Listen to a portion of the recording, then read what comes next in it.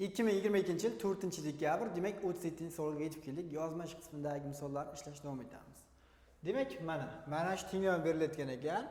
A savolda aytyapti, tenglama eng kichik musbat ildizini toping deyapti. B savolda tenglamaning mana shu oraliqda nechta ildizi bor degan savol ekan. Xo'p, demak, boshladik. Bu degani 3 ta logaritm 2 sinus x logaritm kvadrat mana. Plyusdan endi buni yozib olamiz. Buni yozadigan bo'lsak, logaritm 2 mana buni bitta shakl almashtirib olaylik. Shakl qayerga bajarsak bo'larkan? Mana shu yerga bajarib olaylik. Mana 1 minusdan kosinusdan 2x degani nima degani bu? Buni yozadigan bo'lsak 1 minus. Xo'p, nima deb yozib olamiz buni? 1 minusdan 2 ta sinus kvadrat x deb yozib oladigan bo'lsak nima bo'lib qoladi? U holda 1 minusdan 1 plyusdan 2 ta sinus kvadrat x bo'lib qoladi. Tushunarli bo'ldimi? Mana birlar hisob etib, demak 2 ta sinus kvadrat x ga teng bo'lar ekan. Mana bu ifodamiz. Endi yozib qo'yamiz. Hop, yozib qo'yganmiz ichkarida 2 ta sinus kvadrat x da teng ekan 2 ga. Mana. Endi mana buni 2 taga shunaqani ajratib olamiz. 2 taga ajratadigan bo'lsak, 3 ta logaritm 2 asos ko'ra sinus x ni kvadrat, mana kvadrat bo'ldi, logaritmni kvadrati plyusda mana bu logaritm 2 asos ko'ra 2 plyus logaritm 2 asos ko'ra sinus kvadrat 2 sinus kvadrat x ko'rinishida yozib olamiz. Demak, logaritm 2 asos ko'ra sinus kvadrat x plyusdan logaritm 2 asos ko'ra 2 teng 2. Endi e'tibor beramiz buni. 3 ta logaritm 2 asos ko'ra mana shuni kvadrati sinus x. Mana bu 2 ni shuni oldiga tushirib kelsak, u holda 2 ta logaritm 2 asos ko'ra sinusdan x. Endi e'tibor beramiz. Mana bu 1 deb beradi. 2 ni bir tomonga o'tkazsak -1 teng 0 bo'lib qolar ekan. Bo'ldi. Endi bitta belgilash kiritib olamiz. Mana shu ifodani t deb belgilash kiritaylik. Logaritm 2 asos ko'ra sinus x da qanaqadir t deb belgilash kiritadigan bo'lsak, u holda quyidagi ko'rinishga keladi.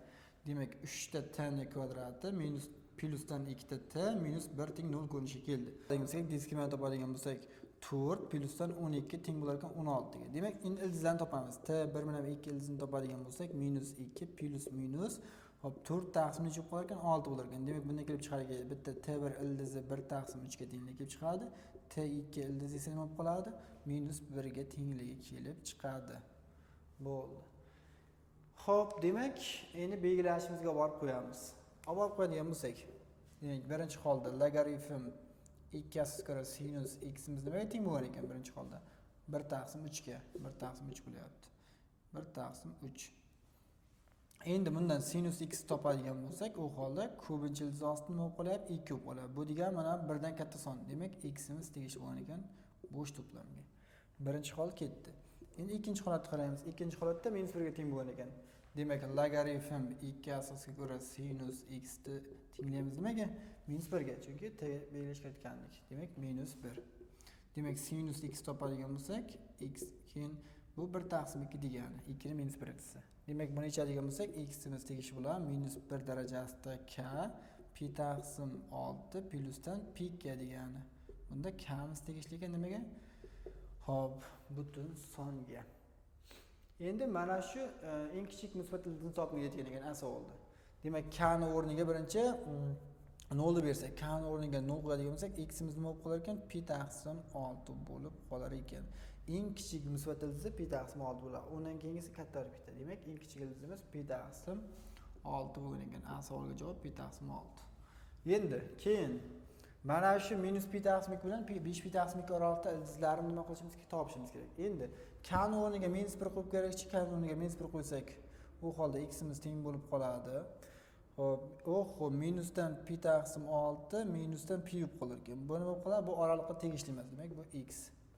Endi k ni 0 ga berdik, keyin k ni o'rniga 1 berib ko'rsak, k imiz 1 ga teng bo'lsa, u holda x imiz nimaga teng bo'ladi? -1 darajasida 1 bo'lyapti. Demak, minus pi taqsim 6 plyusdan k ni o'rniga 1 deb bersak, mana pi bo'ladi. Demak, pi ketdi. Endi k ni o'rniga 2 berib ko'rsam. Buni tekshirib ko'raylik-da. Bu degani pi dan aytsak pi taqsim 6, ya'ni 5 pi taqsim 6 bu oraliqqa tegishli. Demak, buni qanoatlantiradi. Keyingi k ni o'rniga 2 berib ko'rsak, u holda x imiz teng bo'ladi. -1 ni ikkinchi darajasi 1 ga teng, keyin pi taqsim 6. Demak, pi taqsim 6 plyusdan nima bo'lib qolyapti? 2 ni qo'ysak, 2 ta pi.